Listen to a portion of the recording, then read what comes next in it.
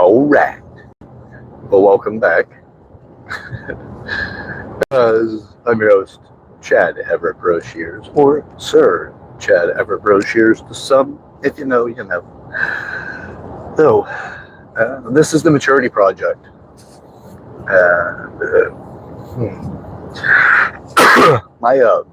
My intended goal, and of which I've stated several times, but I want to reiterate this to kind of build from it, but is to be able to provide insights that can at least give people a way of thinking that frees them from their current thinking challenges that they may be experiencing, or that, you know, at some point in time you'll inevitably experience. You know, it's a thing about living. It's like you figure out exactly like a way to live, because we get into these paradigms, right? There are these mental landscapes that we convince ourselves is the reality of life.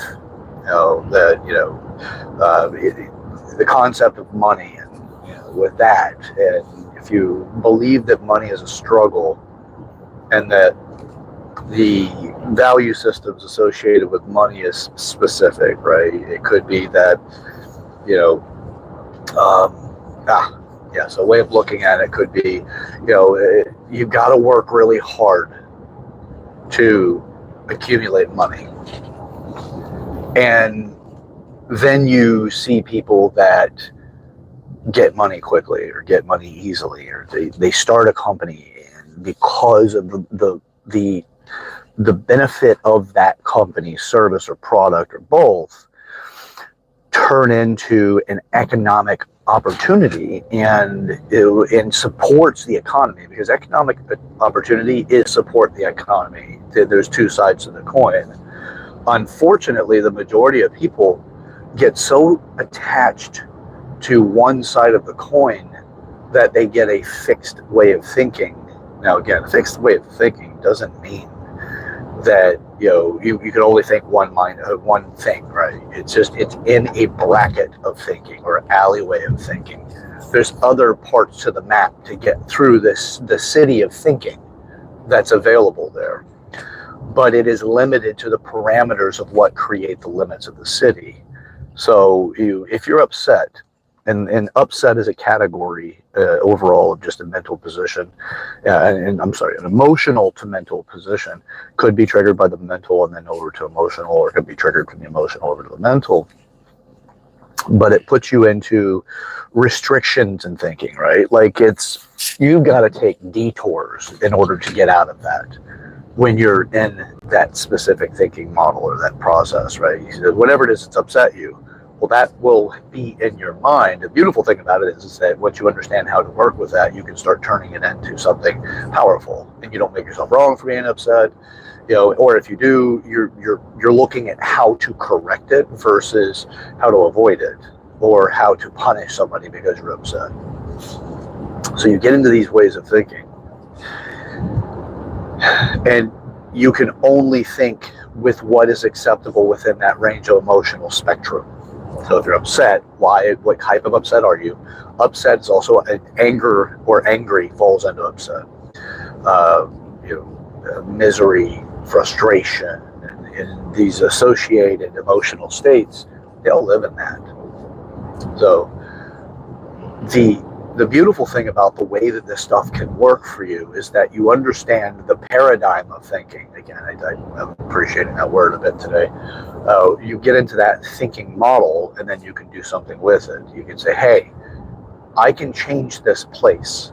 I can work through the challenges that have me here, because the challenges are becoming more and more apparent. Sometimes the challenges occur and you don't realize what's triggered you or what's got you moving in that direction. No, and I would say, hell, it's fairly often, because it's associated with whatever experiences you've had that cause you to have these challenges, and as a historical value and all of that fun stuff. But with the money side again, I'll finish up with this part of it and then move into what's next. With the money thing is that you build this narrative in the way that you look at money, right? Money is hard earned. If you're in that that mindset, right? Not everyone is. We all live in different places, right? And it's fascinating because you can have a very similar to nearly identical, or it looks identical with another person, but then the other parts of the way that they see life don't directly line up with that association of thinking, or that method of thinking.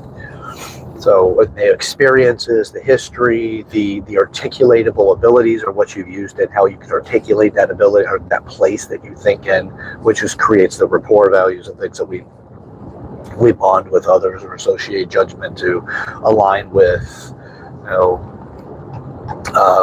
in group versus out group, or who's your people, that kind of thing. Friends, those kind of things, too, because you have to judge them in order to like them. You have to judge them in order to not like them. We've misaligned the concepts, and colloquially we have hijacked the concepts of judgment. But so if you have that money concept and you're like, hey, money's hard earned, and you know, you got to work your butt off for it. Whenever you get it's because you worked really hard for it. Then you look over at somebody else, or you get the privilege of seeing somebody else in their process. You don't know the work that's gone into it. You don't know the aptitude. You don't know their skill sets, whether they're latent or practiced. You don't know those things that have lined up for them, that give them access to being economically viable and sought after. So you're not aware of it. So you look at it and you see them, like, let's say the effort you're putting into it causes you to sweat. You physically look worn out. You're beat down, right? You can tell you have put in the hard work. And the other person is sitting back, calm, cool, collected, possibly with their feet up on their desk. And they just made more money than you have all year. And they did it in a day. And then you think to yourself, either what am I doing wrong, which is a pretty decent way of thinking, but you could be also setting yourself up to punish yourself with that. It's what you do following that insight. But the others, you could look at them like, okay, well, that person is doing something wrong. That person is taking advantage of somebody or whatever, because you have that belief that money is hard earned. So the reality is, money is earned based off of your ability to support the hierarchy of human beings and the community of which we live in, which is what we refer to as the economy. Now, of course, the economy has the money values, the exchanges, and it has businesses and all that fun stuff. It's a combination of a lot of things, but the money is that, right? Money is associated with that, the exchange of effort, whether that's thinking or if it's physical labor or whatever it is, or products that have been created, which still comes from effort and thinking. And, it's still, it has to be, but it's where your transaction point is in getting the widget versus the insight or the software, or whatever it is. So you get caught up in that way of thinking. And then what happens is, instead of going, hey, I can become very powerful and very capable by studying what they do.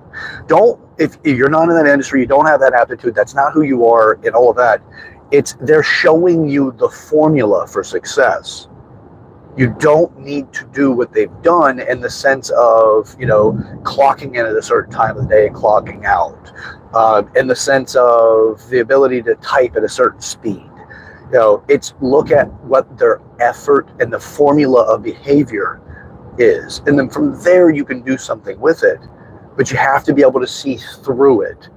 It's kind of like the Matrix, where you see, like, Neo gets to that point where he can see it. I'm asserting that the majority of people that watch the Matrix, he gets it. The Matrix clicks. He understands that he knows he's there. He knows that he's in this, but he shows why he's a chosen one. When it shows up really for the first time in the movie, it shows up that he truly is the one. And Morpheus was right. It occurs because he then can see through it all, and he sees code. And code is what the Matrix is running off of, which is in the movie, it's computer code and all of that. And that's just building the reality around him, and all of this it's through programming. And he sees it. Once he first sees it, then he's like, then he realizes how powerful he is. So he can do things because he's starting to change the code. by interrupting it. So it's fascinating, and it's actually a great way of explaining things, allegory. So that's the way that I look for what is it that I don't know, what is it that I don't, what is it that I really haven't entertained enough in my own mind, and things like that. So this is what I mean when I tell people do the work. Because when you start seeing the code of things, which is in reference to money and what money means to you, is there's a programming value there, which tells you that, whatever that is, right? Again, with my example, the belief that, money is hard earned and that, right? Well, me bringing that up about the differences between those two people shows you that, and it's an insight into the code, because I'm telling you where to look about how to become successful. People are demonstrating success around you all the time. The thing is, though, that you aren't able to see through the surface of it, or you get enough insight to say, hey, this person crosses their leg like this when they sit down. And that might actually have, for them as the person, a position of power for them, because their body is in a position that they feel capable because of previous conditioning. If you look at poise and bodybuilding, things like that, that's actually one of the things they're measuring, is how the person can handle their body. And for them, it's showing and demonstrating their position as a power, but not necessarily strength as much as confidence and ability to deal with things. That's the power that I'm talking about. Although in that example could be easily strength, right? Because they're showing that they have this muscular body, but there's an art form to it. Anyway, so you're cutting through, and you're getting to the point of understanding things. This also is why certain people become insanely successful. There are plenty of these people.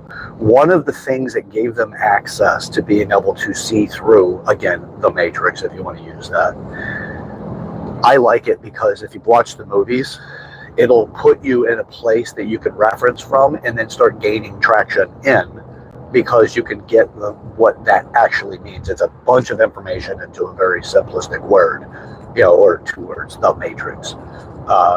So it's worth watching. If you haven't watched it, go through it. Well, except for the last one, was a horrible movie. But that's because of the curse of modern movies and bullshit agendas. But anyway, all right, so there's that, right? So you can start breaking through this stuff. But you look at these people that are highly successful. And the ones that I'm talking about are the ones that are highly successful, but they're being attacked for things that sometimes don't make sense. But that there are strong and ridiculously aggressive attempts to try to make things around this person make sense. Like Andrew Tate. He's a flavor, right? He is a very bold flavored human being. He has accessed the level of success for multiple reasons, but he appeals to predominantly young men, which therefore adjacently he appeals to young women, because young men influence young women. And we're in a culture right now where that may sound crazy, right? Because you're like, what do you mean young women influence young men? Because that's more of the predominance of the way that we're encouraged to think. I look for what I'm being encouraged to think, by the way. So that's why when I watch the news, I'm like, you're not thinking for me, people. But I can see what your attempts are. By the way, if you want to really get to it, this is a way of becoming better at you're becoming better at being able to avoid manipulation, because you're capable of seeing it in real time, or very shortly after, a quick hindsight ability to identify specific manipulation behaviors that are, I don't want to digress far into this, but hell, babies are manipulative too. It's something that we do as human beings, but all people are manipulative to what level, though, right? And it's some of it, and what I'm referring to here is the malicious manipulation, the Machiavellians or sociopaths, psychopaths, narcissists. They call that the dark triad. Anyway, those are the people that I'm referring to. What it is, you see through the behaviors, because those people have to use language to paint a landscape for you to live in or for you to occupy mentally, but with the goal that you live in it. Now, my thing is I'd love to see rehabilitation take place for a lot of these people, but be done through functional thinking in a way that people can become more cohesively supportive of our society and our structure. Excuse me. But anyway, so Andrew Tate's one. Jordan Peterson's another one. And Jordan Peterson's the one that's actually has less of a justification because he's not that bold of a character. He's not overly rich in personality in a way that leaves you with this near palatable kind of experience with him, like with what you get with Andrew Tate.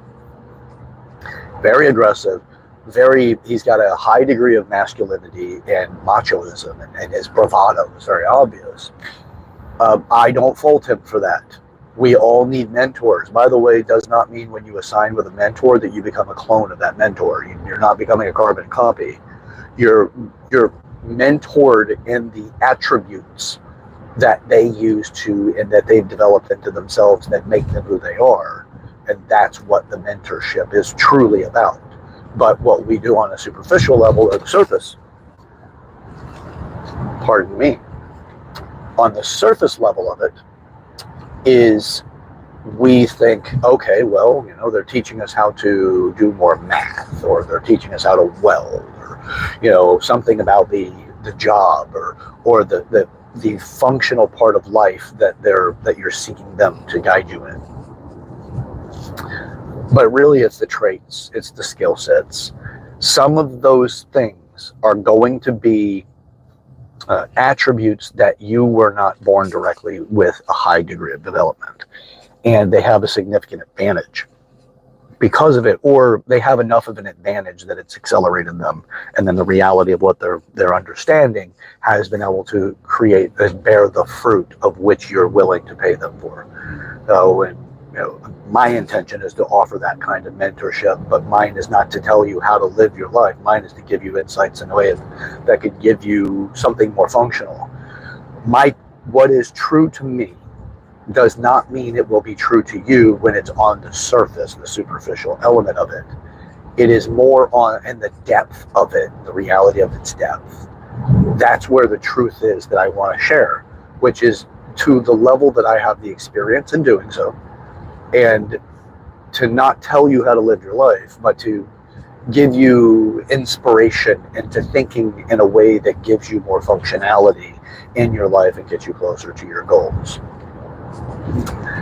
My goal is to try to spread as much, I don't want to say love, because here's the issue with the concept of spreading love, is it's irresponsible to just say that without definition, some sort of borders, barriers, and definitions of it.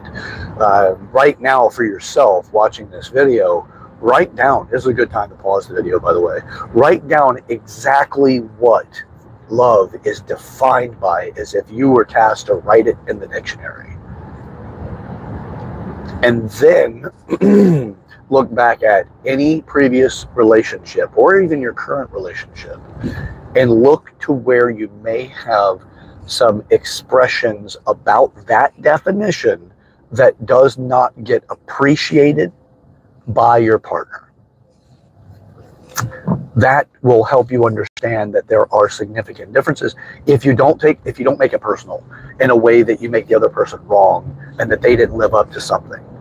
If you don't go that route and you go more of perhaps their method for expressing love is different, and perhaps their definition for love is different. The 5 Love Languages is an excellent book. If you haven't read it, I highly encourage you to read it. But the point of this is that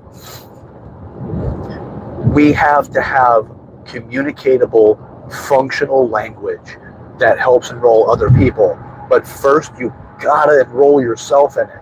You gotta know what that is, because you'll continue to go through experiences in life that have this mix match value.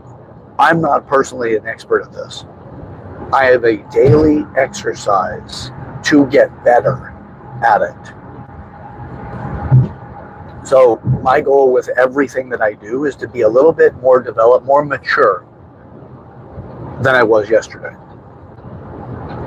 That is the majority and the major goal that I have, to be better, to be more mature. So I hope that's something that, you know what, hope is desire without structure. It's the simplicity of it. That is a working definition that I use, because that gives me more freedom to be able to say, shit, I just used hope again. What am I missing? What do I not know? Is it the conclusion of the behavior? Is it that I don't know enough about the outcome, so the goal itself? What is it that I don't know enough that causes me to use that word? Is it a turn of phrase? Which even then I'd argue with a turn of phrase, it has some degree of truth in that functional realm. But a lot of times we communicate truth without realizing how true and honest we're really being. But it's because most people are listening on that superficial level versus listening for that depth of truth, the reality, the functional, or the not functional, but the matrix functions that we're living inside of. That's why people seek out psychologists and psychiatrists. Preferably, I'm more of a fan of a psychologist than a psychiatrist. I get the benefit and utility and all of that. I'm just not that big of a fan of pharmaceuticals, and I don't like the influence that pharmaceutical companies and the industry has on other industries like psychology or psychiatry, really, because that's the side that prescribes medications. Not a fan of it. It also can make a very lazy psychologist, because like, oh, that's the problem, there's medication, go.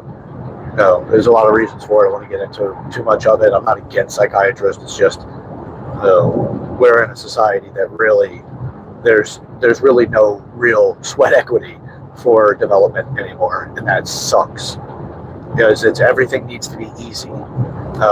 As I was saying earlier about love got hijacked in a way, because love does take a lot, right? There's sacrifice within it. There's suffrage. There's because the value by contrast helps enrich, right? Without contrast, enrichment is very challenging, because you can take things for granted. You don't understand the benefits. If you're born into money, as the earlier example, the person that thinks that or that believes, and their viewpoints on money is that money is hard earned. The person that was born into money that exceeds the living needs and or significantly a multiplier over the need for living, even within their lifetimes. People that are born into so much money that they'll never spend it, and they couldn't unless they have a horrible gambling problem. But their value systems and money are different. Love has its own value systems that really do require it, and then there's the things that use specific language and experiences as a platform. So the optimism movement, we're kind of not so far into that anymore. We moved away from it, and that's a good thing in my opinion. It's not you obviously, for me, in the way that I see the best functions in life, is to be able to oscillate between optimism, pessimism, and to be able to be at peace between the two. But optimism typically gives more euphoria, and that is the easier route, because euphoria is associated with a specific, it's all the good stuff, the good feeling things. If you start valuing life based off of whether or not you're happy, you will have a very challenging life, because that's pretty much the equivalent of valuing life because you like heroin. It feels good, sure. Never done it. I don't plan to ever, but it feels good, I'm sure, right? But why would people run the risk of killing themselves by taking that type of drug? Right? That's a gamble every time, especially with the crap that's out there. They can get a hot shot and stuff like that. Anyway, but if you're going around in your entire life going, well, the only thing that really validates life is that I'm happy, you're going to increase your challenges in life, because what made you happy yesterday is not necessarily what's going to make you happy today. Your happiness degrees can lower because of that fact of you're becoming more and more familiar with the thing that is making you happy. And then that happiness value starts to drop. Oh, and there's other things associated with that too. because then comes entitlement, then there comes the justification for specific things, like I'm not going to be in that relationship with that person because they don't, they're toxic, right? God, I hate that word. When it comes to this, it's so incredibly overused. It's a scapegoat. It's a defense mechanism, and it actually is at times. It can be very narcissistic. Sure, there's ways of qualifying things with your ability to deal with specific people, and then you associate that with specific terminology. But our society has a habit of getting people that don't think, that adopt other people's thinking, and then they end up, repeating the same thing that somebody else said, and it's like this. It's like an implant of information. It's not really. I guess you could say download, but you don't know you're doing it directly. It's more like an implant. Somebody else is putting it into you. And then you have like the reality of how that works. You think through things, you start seeing specific symptoms that help you go, yeah, you know what, that's right. I mean, that's confirmed.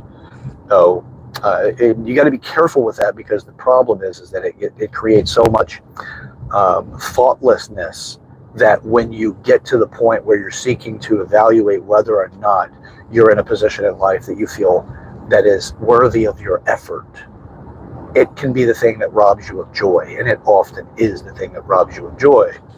So if you're stuck on happy, or if you feel that the only thing that makes you good, that makes life worthwhile, is that you're happy, it is a very dangerous place to be.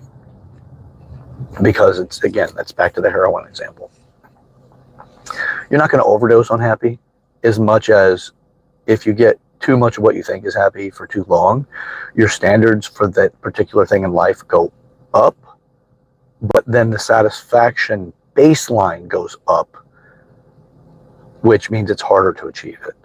And then before you know it, whoever it is that you have bonded with, that you love, or your person or your partner or whatever, you've actually started to give a debt to you're putting them in debt for a behavior of expectation, especially whenever it has to do with that escalating value, where you expect that person to make you happy, and you've taught them how to make you happy. But say that's getting them coffee every day is a very rudimentary and simplistic idea, right? It's usually a multitude of different behaviors that condition them into that. But anyway, so you're like, okay, well, you know what? The first time they got you coffee was incredibly thoughtful. The first week that they got you coffee, you know what? Wow, what a person. Now, this person's great. Because, you want coffee, and they happen to bring it to you at the right time, and it just really seems to give you that sense of they care. Then you go into a month of it, and then you're like, yeah, they care. Man, this really is, it's pretty convenient. I like this. And then they miss a day. And you're like, what's wrong? What happened? Love's gone. Something's wrong here. I just got something on the radar of the love blip, and I don't know what's going on. I don't feel it. Something's missing. Or let's say they just stopped doing it. This person doesn't love me anymore. Or you stop telling that person thank you. You get to the point where it's like, oh, or your thank you doesn't have depth. It's like, yeah, thank you.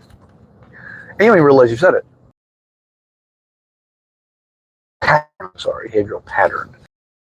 Then what you do with that? It's like you're constantly, before you know it, there's conflict.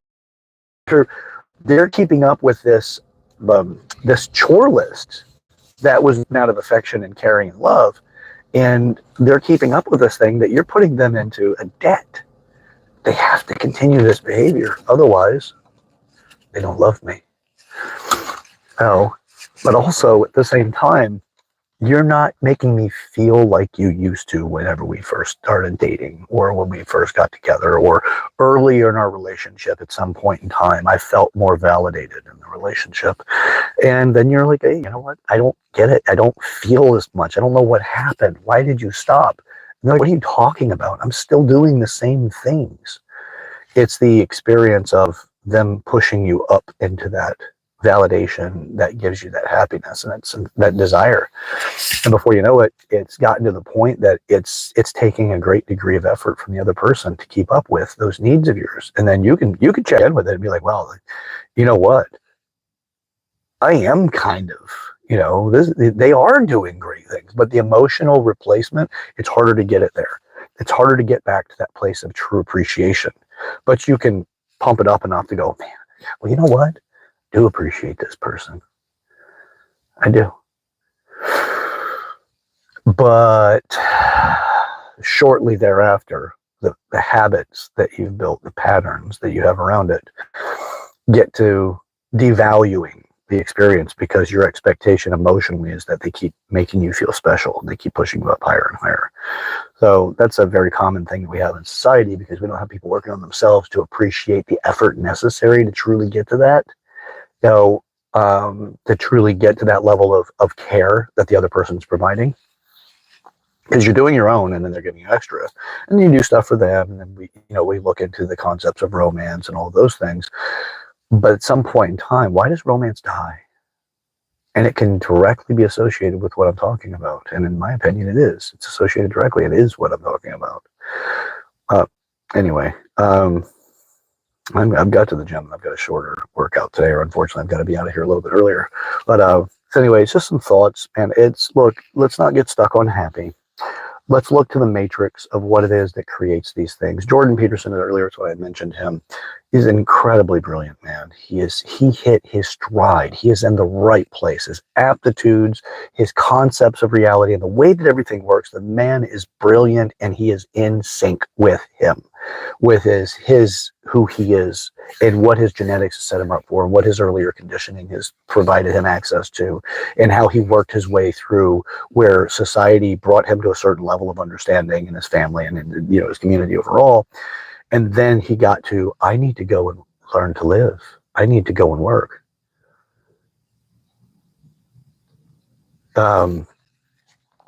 It's grow.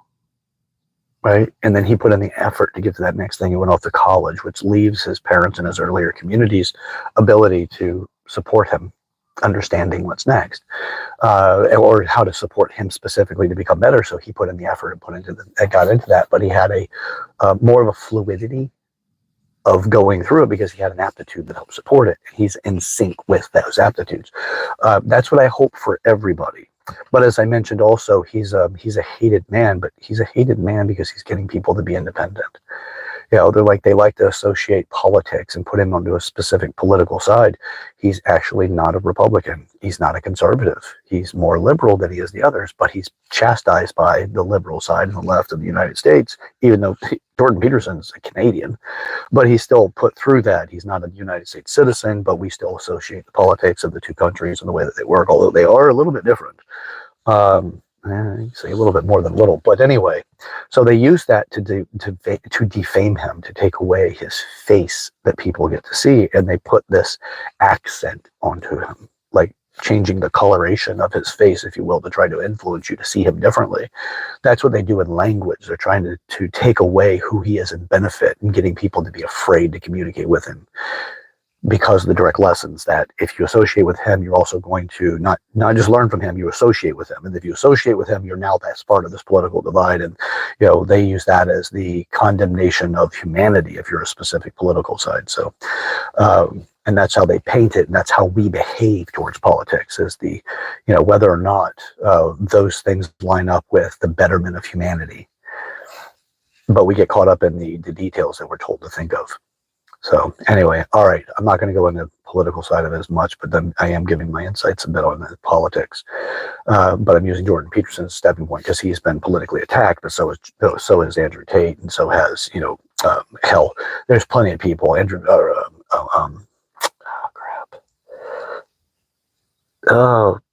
Patrick Bet David. You got Tim Pool. You get a lot of people that get attacked that actually are. They just seek out information. They want more of the truth. So anyway, all right. Well, this is it for right now. And I know I went on a little bit of a tirade there, but hopefully this gives you some insights into the ways of thinking about things that can really be supportive of you. There's plenty of ways to get here. I can only share from my own perspectives, and I'm not telling you that what I'm telling you is absolutely right, but it is right to what I've experienced in life and how it makes me function in life. So, all right, until next time, my name is Chad Everett Broshears. I'm your host, And this is the maturity project, where I search out ever brochures to some. If you know, you know. And yeah, share this video with the people in your life you want to break the ice with. Don't forget to comment in the comment section. Just let me know what you're getting out of the video. And like the video. It'll help with the algorithm. And subscribe to the channel so you don't miss anything whenever it comes out. We got a world to work on. The path to hell is paved with good intentions. The way to avoid that is to work on yourself first. So you can at least reduce that likelihood. So let's get to it, man. Got a lot of work to do, but that's part of the fun. What else are we going to do? Anyway, all right, till next time. Let's get to it. See ya.